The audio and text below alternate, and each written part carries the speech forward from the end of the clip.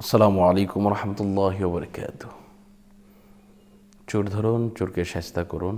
চুরির মাল ফেরত পেতে কী কী আমল করবেন, আজকে সম্পূর্ণ কিছু আপনাদেরকে বলে দেওয়ার চেষ্টা করবো ইনশাআল্লাহ।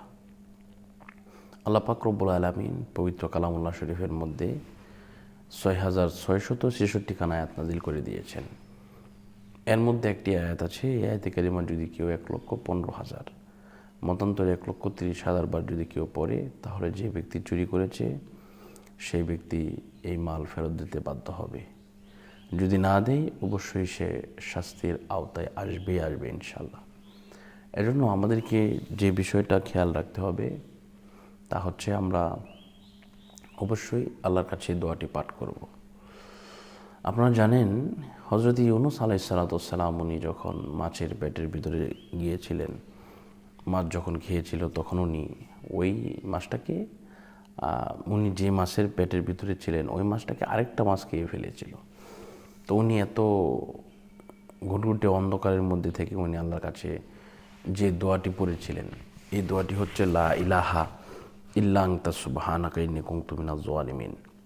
তো এই দোয়া পাঠ করে উনি কিন্তু উদ্ধার হয়েছিলেন। তো উলামায়ে কেরামগণ এই দোয়াটি পড়তে অনেকেই মতামত প্রকাশ করেছেন, আর এটা পড়ার কারণে আলহামদুলিল্লাহ অনেকেই উপকৃত হয়েছেন এবং আলহামদুলিল্লাহ এটা কাজ হয়।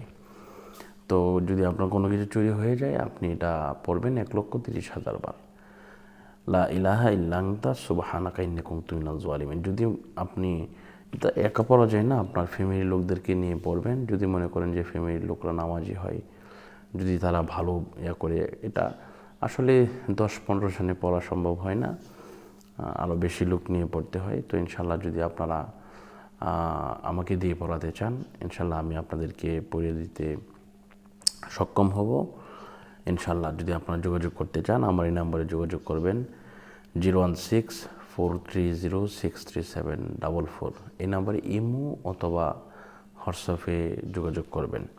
এখন আরেকটি বিষয় হচ্ছে, আপনারা অনেকেই জানতে চান যে হুজুর এটা মানে পড়ালে কতদিনের ভিতরে এটার ফলাফল পাওয়া যায়, এরকম অনেকেই বলে থাকেন। তো এই জন্য ফলাফলটা হচ্ছে, আপনার বিষয়টা হচ্ছে আপনি এটার ফলাফলটা পাবেন আপনি 3 থেকে 1 সপ্তাহের ভিতরে ইনশাল্লাহ। সর্বোচ্চ 40 দিন, 3 থেকে 1 সপ্তাহ, সর্বোচ্চ 40 দিনের ভিতরে আপনি এই ফলাফলটা পেতে পারেন ইনশাআল্লাহ, আল্লাহ পাক যদি কবুল করেন। তো সব কিছুর মালিক হচ্ছে আল্লাহ, আল্লাহর উপরে তাওয়াক্কুল থাকতে হবে, তাওয়াক্কুল আলাল্লাহ। আল্লাহ পাক রব্বুল আলামিন আমাদের সকলকে কবুল করুন, মঞ্জুর করুন, সে প্রত্যাশা করে আজকের মতো বিদায় নিচ্ছি। আসসালামু আলাইকুম ওয়া রাহমাতুল্লাহি ওয়া বারাকাতুহু।